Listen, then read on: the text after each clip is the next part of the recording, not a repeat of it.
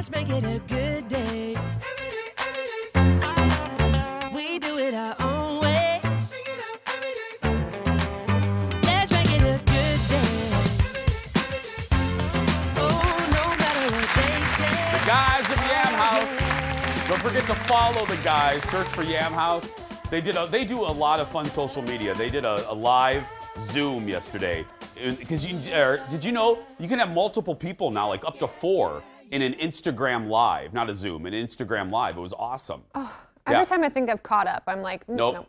Welcome back. You could call it one-stop shopping for some of the best meat, cheese, and bread in the area. The Food Building in Northeast Minneapolis is home to 3 artisan food businesses connecting farmers, makers, and customers trying to eat local. This is such a great idea. Kendall visited the Food Building to learn about, well, the concept.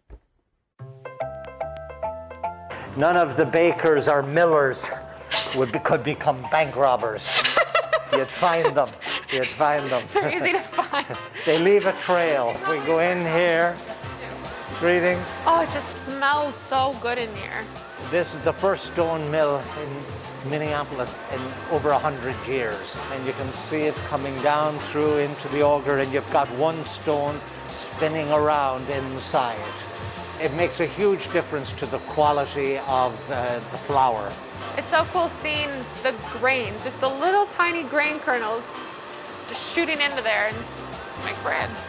Put your Can I hand touch in it? there, yes. Wow, so this is all just from Minnesota. We work with, as I say, a small group of farmers. They have very strong sustainable practices, regenerative farming. Primarily, the co-ops are big customers, and a lot of them, the restaurants that would have a baker or a pastry chef would also buy the flour. And then a lot of the pizza places. All those things that maybe like I wouldn't think of, but they do make such a big difference when you're talking about like pizza. Like, oh, I love that pizzeria. Well, it's because they have really great flour. Correct. And it's not coming in from somewhere halfway across the country. Yeah. These are our totes. I like that that's a tote. Tote? Like I think of a tote like I could carry it. That's Yeah, well that'd be... it's a little extra large for me. Yeah, maybe you have the muscles there, yeah. Well, it's about 2,400 pounds. Oh, that's a Tuesday. You can do that, we're sending you to the Olympics. So under normal circumstances, prior to COVID, we would encourage people to come through.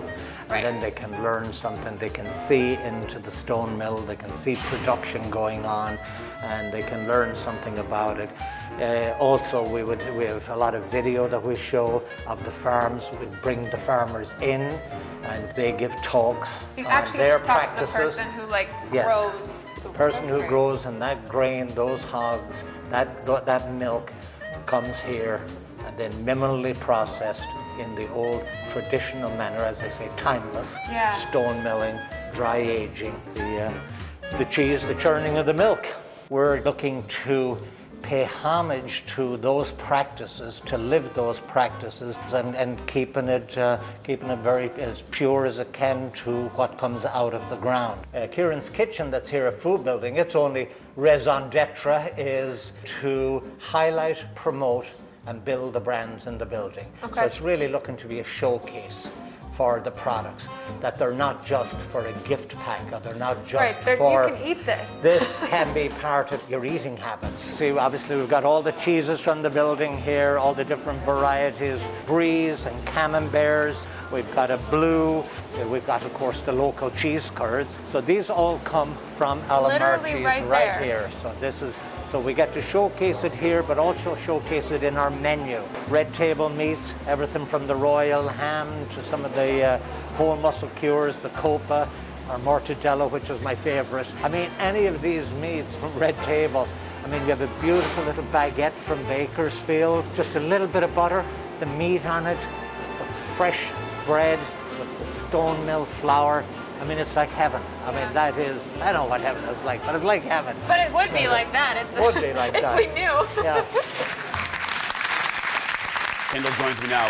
You had me at Red Table Meats. Mm-hmm. I haven't talked about it a lot on the show. Love them. If you're looking for meat, let me finish that sentence. If you're looking for meat, Red Table Meat, it's good. So good. Yeah, I thought it was really interesting. So talking to Kieran, and you guys probably might know him from two Irish whiskey or two gingers. Thank you. Two Gingers Irish whiskey. I was like, I'm missing a word there. Or Kieran's Pub in downtown. So that's part of his mecca is all of this. And just talking to him about how normally the pigs are from here and then they'd ship them out to California and then get them processed and bring them back. And they were like, why are we doing that when we can do it all right here? I thought it was just really cool, and the food was so good. Because that cost is passed on to us. Right. You know, I mean, I know a little something about this now. I mean, when you have delivery costs and all that you have to raise your price in order to make any type of profit. Yeah. So cut it out. That's great. And how awesome. I love everything about that I love. So good. The food was honestly, like, it's like when people are like, I want to go to Italy to taste fresh food. You don't have to. It's right there. It's so good. Well, I speak for the crew. I mean, did you bring any back? I don't. Am I fired yet? Well, I mean, Tyler's standing by. You were almost fired after that last segment. By the way, her story will conclude on Monday. To plan your visit to the food building, check out foodbuilding.com. We're going to be back with our bubblegum goodbye question and much more right after this. Food, right there, glorious food.